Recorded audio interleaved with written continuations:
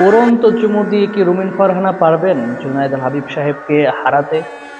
সরাইলের MP কে হতে চলেছে? চলুন একটু জুনায়েদ আল হাবিব সাহেবের কথা শুনে আসি। বিএনপি জোট থেকে মনোনয়ন দিয়েছেন। এখন আমি এখান থেকে যদি জিজ্ঞেস করেন যে জয়ের ব্যাপারে আমি কতটুকু আশাবাদী, আমি তো মনে করি 100-এর উপর আমি আশাবাদী। তার কারণ হলো এই জায়গায় আমার প্রতিদ্বন্দ্বী যারা আছেন, জি জি, ধন্যবাদ জুনায়েদ আল হাবিব সাহেবকে। সরাইলের এমপি কে হবে? রুমিন ফারহানা? তিনি জুনায়েদ আল হাবিব সাহেবকে কি বলেন এটাও তো একটু জানা দরকার আমাদের। চলুন এটাও একটু জেনে নেই। ঠিক আছে, চালু করেন ভিডিও।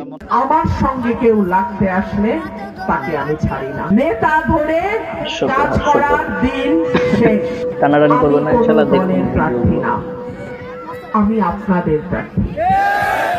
আমি কোনো দল চিনি না। দল এটাও দেখে আসি তাহলে। চলুন যে ভিডিও চালু করেন।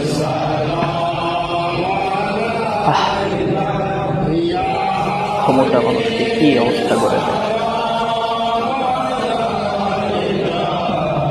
আচ্ছা, আপনাদের কি মনে হয় সরাইলের এমপি কে হবে? জুনায়েদ আল হাবিব সাহেব না রুমিন ফারহানা? যদি বলি জনপ্রিয়তা দুইজনেরই অনেক অনেক উপরে। রুমিন ফারহানা বিএনপির একজন উঁচু লেভেলের।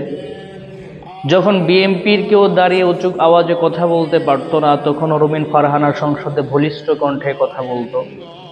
পিছনে কি মতলব সেটা আমরা জানি না। আবার আমাদের জুনায়েদ আল হাবিব সাহেব কওমি অঙ্গনে বাতিলের বিরুদ্ধে একজন কঠিন অগ্রনায়ক ছিলেন, যার কথা শুনে বাতিল চমকে উঠত, কথা বলতে ভয় পেত।